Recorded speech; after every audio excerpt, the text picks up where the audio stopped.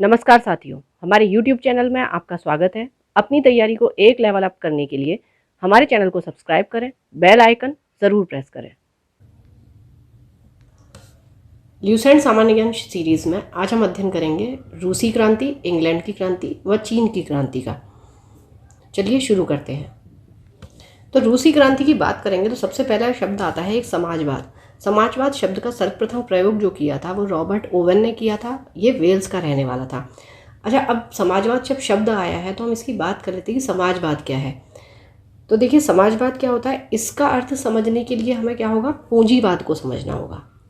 क्योंकि जो समाजवाद आया था वो पूंजीवाद के विरोध में ही आया था। ठीक है, पूंजीवाद यानी कि कैपिटलिज्म। अब इससे हम क्या समझते हैं कि पूंजीवाद क्या होता है, जो भी उत्पादन है उसके साधनों के निजी स्वामित्व को, यानी कि ठीक है, यानी कि जिस पर जो स्वामित्व हो वो आपका पर्सनल हो, इस अवधारणा पर आधारित होता है पूंजीवाद। यानी कि जो बड़े बड़े बिजनेसमैन होते हैं उनके हाथ में आपकी अर्थव्यवस्था हो। ठीक है, इसको हम पूंजीवाद कहते हैं। अब क्या हुआ कि इससे क्या हुआ था कि जो अमीर लोग थे उनको बढ़त मिल रही थी। ठीक है, अमीर जो थे वो हमेशा वो अमीर ही बने रह रहे थे और जो गरीब थे वो और ज़्यादा गरीब होते जा रहे थे। तो इस चीज़ का विरोध करने के लिए क्या शब्द आया, समाजवाद। ठीक है, अब समाजवाद का मतलब क्या था कि ये जो है, तो समाजवाद में क्या होता है कि उत्पादन के जो साधन है उस पर सार्वजनिक स्वामित्व होता है। इसके तहत क्या होगा, मांग और आपूर्ति वाला सिस्टम नहीं होता है कि भाई जितनी डिमांड होगी उतनी सप्लाई होगी। ठीक, सीधी सी बात इसमें समझने की ये है, इसमें कोई वर्ग नहीं होता और सबको एक समान माना जाता है। क्योंकि यहाँ स्पेसिफिक चीज़ें हो रही थी, अमीर और अमीर होते जा रहे थे, उसके विरोध में समाजवाद आया। ठीक है, तो अब इसका सर्वप्रथम प्रयोग हमने देख लिया। अब समाजवाद के क्या है, अलग अलग प्रकार हैं जिनके प्रवक्ता अलग अलग माने जाते हैं। आदर्शवादी समाजवाद जो है उसके प्रवक्ता रॉबर्ट ओवन, वैज्ञानिक समाजवाद का संस्थापक कार्ल मार्क्स, और कार्ल मार्क्स जर्मनी का निवासी था। कार्ल मार्क्स दास कैपिटल और कम्युनिस्ट मैनिफेस्टो नामक इसने पुस्तक लिखी थी। फ्रांसीसी साम्यवाद का जनक सेंट साइमन को माना जाता है। ठीक, फेबियन सोशलिज्म का नेतृत्व किसने किया था, जॉर्ज बर्नार्ड शॉ। चलिए, तो अब देखिए, समाजवाद हमें समझ में आ गया, पूंजीवाद समझ में आ गया। अब बात आती है साम्यवाद की। तो समाजवाद और साम्यवाद दोनों ही पूंजीवाद के विरोधी थे। ठीक, इनमें एक मुख्य अंतर क्या है समाजवाद और साम्यवाद में। साम्यवाद में क्या होता है कि जो भी पूंजी है उसका स्वामित्व सामुदायिक स्वामित्व होता है। ठीक है, यानी कि पूरा पूरा जो समुदाय है उस पर आधारित होगा ये। लेकिन समाजवाद में क्या होता है कि समुदाय के लिए तो वो है, लेकिन निजी संपत्ति भी वहाँ पर हो सकती है। ठीक है, लंदन में फेबियन सोसाइटी की स्थापना 1884 ईस्वी में हुई थी। और देखिए, अब फेबियन सोशलिज्म या फेबियन समाजवाद की बात करेंगे तो ये क्या है, इसका मतलब है कि आप कानून के दायरे में रहें और कानून के दायरे में रहते हुए एकदम नहीं, क्रमिक सुधारों के द्वारा समाजवाद की स्थापना करें। ठीक है, इसको हम फेबियन सोशलिज्म या फेबियन समाजवाद या फेबियन वाद कहते हैं। ठीक है, अब दुनिया के मजदूर एक हों, इसका नारा कार्ल मार्क्स ने दिया था। रूस के शासक को जार कहा जाता था और ये जार शाही व्यवस्था जो थी वो मार्च 1917 ईस्वी में समाप्त हो गई थी। जार मुक्तिदाता के नाम से अलेक्जेंडर द्वितीय को जाना जाता है। रूस का अंतिम जार शासक था वो था जार निकोलस द्वितीय या सेकंड। 1917 में हुई रूसी क्रांति का तत्कालिक कारण प्रथम विश्व युद्ध में रूस की पराजय भी था। 7 नवंबर 1917 को बोल्शेविक क्रांति का नेता लेनिन था। ठीक है, अब ये बोल्शेविक क्रांति क्या थी, बहुत इंपॉर्टेंट है ये वर्ल्ड हिस्ट्री की दृष्टि से। 1917 में क्या होता है, जो क्रांति हुई उसे हम बोल्शेविक क्रांति कहते हैं। ठीक है, क्यों, क्योंकि ये बोल्शेविक नामक एक राजनीतिक दल था, समूह था। इस क्रांति में इसने महत्वपूर्ण भूमिका निभाई थी, इसलिए इसको हम बोल्शेविक क्रांति के नाम से जानते हैं। तो देखिए, होता क्या है, क्यों होता है, जब भी कोई क्रांति होगी उसका कुछ ना कुछ कारण होगा। तो सबसे पहली बात हमने भी ये देखा था कि वहाँ का जो राजा होता था रूस का, उसे ज़ार कहते थे। तो ज़ार जो निकोलस सेकंड था, ठीक है, उसका क्या था, स्वेच्छाचारी जो शासन था। तो सबसे ज़्यादा महत्वपूर्ण कारण जो था वो बोल्शेविक क्रांति का वही था कि उसके शासन को समाप्त किया जाए। फिर क्या होता है, 1904 और 5 में होता है रूस और जापान के बीच युद्ध। ठीक है, इसमें क्या होता है कि जापान को वैसे रूस से छोटा माना जाता था, लेकिन फिर भी जापान रूस को हरा देता है। ठीक है, तो वहाँ जनता को ये समझ में आता है कि जो हमारी सरकार है वो अकर्मण्य है, मतलब किसी काम की नहीं है। फिर 1905 में क्या होता है, जब भीड़ थी वो एक प्रार्थना पत्र देने जा रही थी, एक एप्लीकेशन देने जा रही थी, उस पर अंधाधुंध गोली चलाई जाती हैं। ठीक है, नेक्स्ट आपका कुस्तुनतुनिया और दानिल्स इस पर कब्जा करने के लिए जार की साम्राज्यवादी आकांक्षा के कारण रूस जो होता है उसे प्रथम विश्व युद्ध में शामिल होना पड़ता है। ठीक, तो फिर क्या था, इसके अलावा और चीज़ें क्या थी, जैसे भ्रष्टाचार हो रहा है, फिर जनता को कष्ट पहुंचाया जा रहा है, भोजन की कमी है, सैनिकों के प्रति सरकार की बेरुखी है। ठीक, तो इन सब मुद्दों के कारण आपकी रूस की क्रांति होती है। और इसके परिणाम क्या होते हैं, सबसे पहले तो निरंकुश तंत्र खत्म हो जाता है, यानी कि जो जार का शासन था वो खत्म होता है। ठीक है, और जो साम्राज्य था रूस का उसे सोवियत समाजवादी गणराज्य संघ में बदल दिया जाता है। ठीक है, फिर काम करने के अधिकार को संवैधानिक अधिकार बना दिया जाता है। प्रथम विश्व युद्ध यहाँ पे समाप्त हो जाता है। ठीक, उसके बाद क्या होता है कि संपूर्ण यूरोप के समाजवादी संगठन जो होते हैं वो युद्ध के विरुद्ध हो जाते हैं। ठीक है, तो ये था बोल्शेविक क्रांति। ठीक, अब लेनिन क्या करता है, चेका का संगठन करता है। लाल सेना का संगठन ट्राटस्की ने किया था। ठीक, रूस के जार शासक अलेक्जेंडर द्वितीय की हत्या किससे होती है, बम विस्फोट में। एक जार, एक चर्च और एक रूस का नारा किसने दिया था, जार निकोलस द्वितीय ने, और इसी के उसमें ये जो क्रांति थी वो शुरू हुई थी। रूस में सबसे अधिक जनसंख्या स्लाव लोगों की थी। अन्ना कैरेनिना के लेखक लियो टॉल्स्टॉय था। शून्यवाद का जनक किसे मानते हैं हम, तुर्गनेव को माना जाता है। रूसी साम्यवाद का जनक प्लेखानोव को माना जाता है। साम्यवाद अभी हम समझ चुके हैं, क्या समाजवाद है, क्या पूंजीवाद है, क्या साम्यवाद है। सोशल डेमोक्रेटिक दल की स्थापना 1930 ईस्वी में रूस में हुई थी। यह दल दो गुटों में विभाजित था, एक था बोल्शेविक और एक था मेंशेविक। बोल्शेविक का मतलब क्या होता है, बहुसंख्यक, और मेंशेविक का अर्थ होता है अल्पसंख्यक। ठीक है, बोल्शेविक दल का नेता लेनिन था, ये हम देख चुके हैं। 16 अप्रैल 1917 में लेनिन ने रूस में क्रांतिकारी योजना प्रकाशित की जो अप्रैल थीसिस के नाम से जानी जाती है।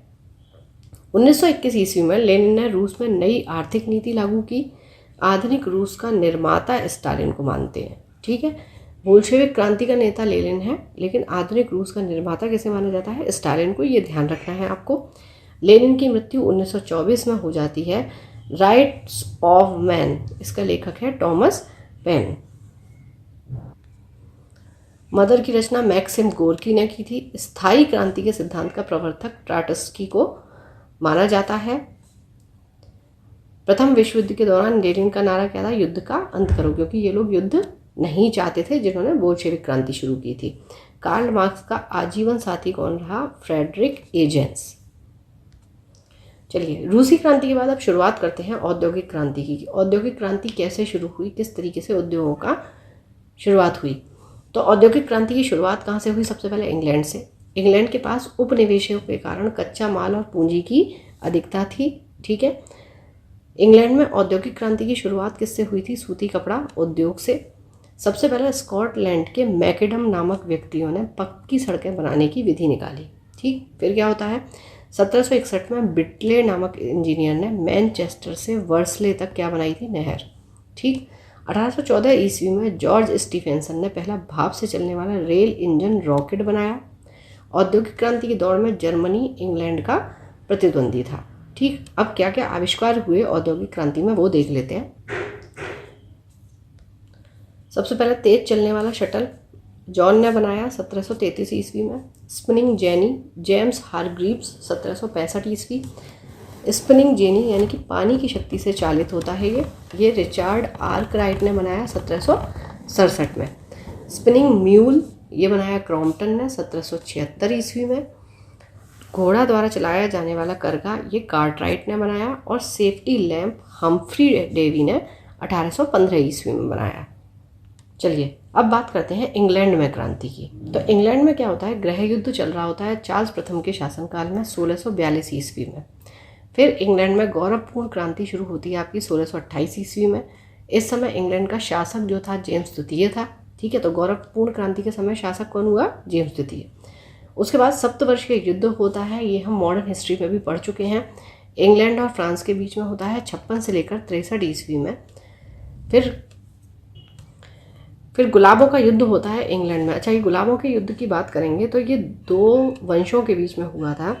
एक था आपका लैंकेस्टर और दूसरा था यॉर्क वंश। ठीक है, तो लैंकेस्टर वंश का जो शासक था वो था हेनरी ट्यूडर। ठीक है, और यॉर्क का था रिचर्ड थर्ड। तो गुलाबों के युद्ध में हेनरी ट्यूडर की विजय होती है। किससे जीतता है वो? रिचर्ड थर्ड से। ठीक है,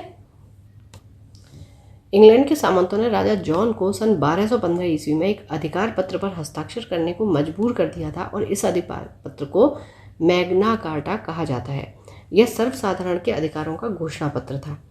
ट्यूडर वंश के शक्तिशाली राजाओं के शासनकाल में संसद उनके हाथों की कठपुतली बनी हुई थी। ठीक है, एलिजाबेथ प्रथम का संबंध ट्यूडर वंश से था।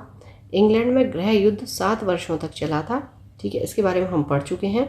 इंग्लैंड के राजा चार्ल्स प्रथम को फांसी की सज़ा दी गई थी। ठीक है, तो ये पूछा जाता है कि किस राजा को फांसी की सज़ा दी गई थी।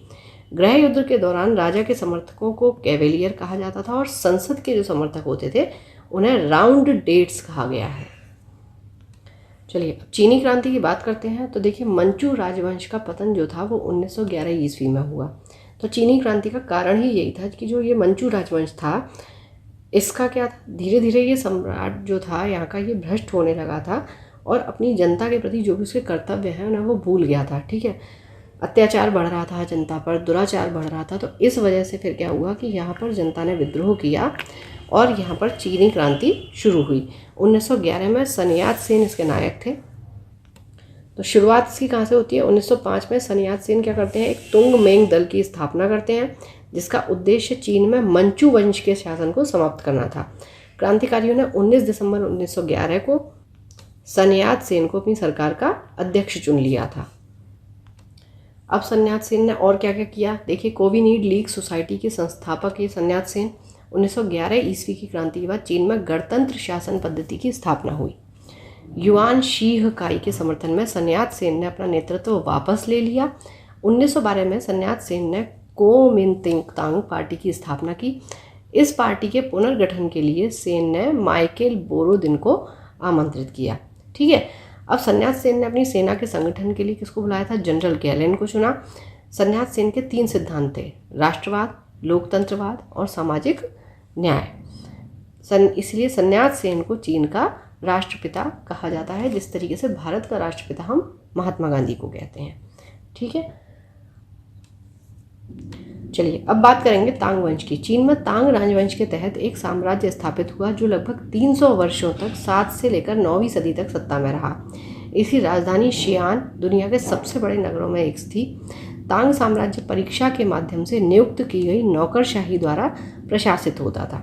ठीक है, डॉक्टर सन्यात सेन की मृत्यु हो जाती है 1925 ईस्वी में। तो सन्यात सेन की मृत्यु के बाद चियांग काई शेक 1926 ईस्वी में कोमिंतांग पार्टी का नेतृत्व संभालता है। 1927 में क्या होता है कि कुओमिंतांग पार्टी जो है उसे साम्यवादी लोग अलग हो जाते हैं। ठीक है, अब चीन में गृह युद्ध शुरू हो जाता है 1928 से। 1925 को हुनान के विशाल किसान आंदोलन का नेतृत्व कौन करता है? माओ त्से तुंग। माओ त्से तुंग का जन्म 1893 में हुनान में हुआ था। व्यांग काई शेक केंद्रीय सरकार की सत्ता नानकिंग में संभाली। ठीक, अब क्या होता है, व्यांग काई शेक अपनी सरकार की स्थापना कहाँ करता है? फार्मोसा में। ठीक, सत्ता कहाँ संभालता है? नानकिंग में। और स्थापना कहाँ करता है? फार्मोसा में। साम्यवादियों के दमन करने के लिए Chiang Kai Shek blue shirt आतंकवादी दल का गठन करता है। ठीक है, पहले हम रेड कुर्ती पढ़ चुके हैं, रेड शर्ट पढ़ चुके हैं, अब ये आ गया ब्लू शर्ट आतंकवादी दल। ठीक है, किसके द्वारा? चियांग काई शेक के द्वारा। माओ त्से तुंग के नेतृत्व में 1 अक्टूबर 1949 को जनवादी गणराज्य की स्थापना चीन में कर दी जाती है। तो चीन में जनवादी गणराज्य की स्थापना किसके द्वारा होती है? माओ त्से तुंग। चीनी साम्यवादी गणतंत्र का प्रथम अध्यक्ष माओ त्से तुंग था। चीनी जनवादी गणराज्य का प्रथम प्रधानमंत्री चाउ एन लाई था। ठीक है। प्रथम अध्यक्ष जो था माओ सेतुंग और प्रधानमंत्री चाओ एन लाई। चीन के जनवादी गणराज्य की राजधानी हुनान थी। खुले द्वार की नीति चीन में अपनाई गई थी। चीन के द्वार खोलने का श्रेय किसको दिया जाता है? ब्रिटेन को। खुले द्वार की नीति का प्रतिपादक जॉन हे था। चीन एशिया का मरीज के नाम से जाना गया है, ठीक है। तो एशिया का मरीज किसे जाना जाता है? चीन को। चीन की कम्युनिस्ट पार्टी की स्थापना 1921 में होती है। चलिए अब हम तुर्की की बात करते हैं। तो तुर्की को यूरोप का मरीज कहा जाता है, ठीक है। एशिया का मरीज चीन को कहा गया और यूरोप का मरीज तुर्की को कहा गया। पान इस्लामिज्म या कि पान इस्लामवाद का नारा किसने दिया था? अब्दुल हमीद द्वितीय। अब पान इस्लामिज्म क्या है कि सीधा सीधा ये बात समझने की है। देखिए एक राजनीतिक आंदोलन है और इसके तहत क्या होता था कि एक इस्लामी देश या जो भी राज्य उसके तहत मुसलमान हैं उनकी एकता की वकालत ये करता है, ठीक है। और ये क्या कहता है कि जो पश्चिमीकरण की प्रक्रिया है यानी कि जो वेस्टर्नाइजेशन हो रहा है, तो ये कहता है कि उनका हम मुकाबला करें और इस्लाम का जो एकीकरण है उसको बढ़ावा दें। तो उसके लिए ये जो पान इस्लामिज्म है इसका शुरुआत हुई थी, ठीक है। युवा तुर्क आंदोलन की शुरुआत किसने की? अब्दुल हमीद द्वितीय। इसके शासनकाल में हुई 1908 ईस्वी में। प्रथम विश्व युद्ध के बाद तुर्की के साथ भीषण अपमानजनक संधि हुई, सेब्र की संधि। कब होती है? 10 अगस्त 1920 को। मुस्तफ़ा कमाल पाशा इसे मानने से इनकार कर देते हैं, ठीक है। इसे सेब्र या सेवर्स की संधि कहा जाता है, ठीक। बेसिकली देखिए इसमें हुआ क्या था कि प्रथम विश्व युद्ध में जो विजयी मित्र शक्तियाँ थीं और ऑटोमन तुर्की की सरकार जो थी, इसके प्रतिनिधियों के बीच में समझौता होता है, ठीक है। संधि में क्या होता है कि ऑटोमन साम्राज्य जो होता है वो तुर्की को अरब एशिया और उत्तरी अफ्रीका जो था उस पर सारे अधिकार छोड़ने के लिए बाध्य करता है। ये थी सेवर्स की संधि। इसको मुस्तफ़ा कमाल पाशा मानने से इनकार कर देते हैं। आधुनिक तुर्की का निर्माता मुस्तफ़ा कमाल पाशा को माना जाता है। अतातुर्क जो था वो तुर्की के पिता के उपनाम से भी जाना जाता है। मुस्तफ़ा कमाल पाशा का औपचारिक जो जन्म माना जाता है वो 19 मई 1881 में सेलेनिका में हुआ था और इनके पिता का नाम था अली रज़ा। तो अब देखिए होता क्या क्या है। तुर्की में एकता और प्रगति समिति का गठन कब होता है? 1889 में। प्रारंभ में कमाल पाशा एकता और प्रगति समिति के प्रभाव में आते हैं। एक सेनापति के रूप में कमाल पाशा गल्ली पोती युद्ध में शानदार सफलता हासिल करते हैं। इसके बाद 1919 ईस्वी में कमाल पाशा ने सैनिक पद से इस्तीफा दे दिया। 1919 में भारत में कौन सा नियम आया था, कौन सा एक्ट आया था, वो आपको मुझे कमेंट बॉक्स में बताना है। और इस समय भारत का वायसराय कौन था, ठीक है। 1919 ईस्वी के अखिल तुर्क कांग्रेस के प्रथम अधिवेशन की अध्यक्षता मुस्तफ़ा कमाल पाशा ने की थी। तो तुर्की की दृष्टि से हम देखें तो मुस्तफ़ा कमाल पाशा बहुत इंपॉर्टेंट हो जाते हैं। 1923 ईस्वी में तुर्की एवं यूनान के बीच लोजान की संधि होती है, ठीक है। अब क्या होता है? 23 अक्टूबर 1923 को तुर्की गणतंत्र की घोषणा हुई। कमाल पाशा ने तुर्की में 3 मार्च 1924 को खिलाफत को समाप्त कर दिया था। 20 अप्रैल 1924 को तुर्की में नए संविधान की घोषणा होती है। तुर्की के नए गणतंत्र का राष्ट्रपति मुस्तफ़ा कमाल पाशा को बनाया जाता है। रिपब्लिकन पीपुल्स पार्टी का संस्थापक मुस्तफ़ा कमाल पाशा। मुस्तफ़ा कमाल पाशा द्वारा किए गए महत्वपूर्ण कार्य कौन कौन से हैं अब उन्हें देख लेते हैं, ठीक है। अभी तक आप देख रहे हैं कि जो इम्पोर्टेंट है वो सबसे ज़्यादा मुस्तफ़ा कमाल पाशा है तुर्की की दृष्टि से। तो अब देखिए क्या क्या किया। 1932 में तुर्की भाषा परिषद की स्थापना की। 1933 में तुर्की में प्रथम पंचवर्षीय योजना लागू की, ठीक है। 1924 की बात करेंगे तो तुर्की को एक धर्मनिरपेक्ष राज्य की घोषणा की। इस्तांबुल में एक मेडिकल कॉलेज की स्थापना की और ग्रेगोरियन कैलेंडर का प्रचलन 26 दिसंबर 1925 से लागू किया, ठीक। इस्तांबुल का पुराना नाम कुस्तुनतुनिया था। 25 नवंबर 1925 को तुर्की में टोपी और औरतों को बुर्का पहनने पर कानूनी प्रतिबंध लगाया गया। कमाल पाशा की मृत्यु 1938 ईस्वी में हो जाती है। इसके साथ ही हमारी रूसी औद्योगिक, इंग्लैंड, चीनी क्रांति और तुर्की ये कंप्लीट होती हैं। Thank you for watching. Keep learning, stay with me.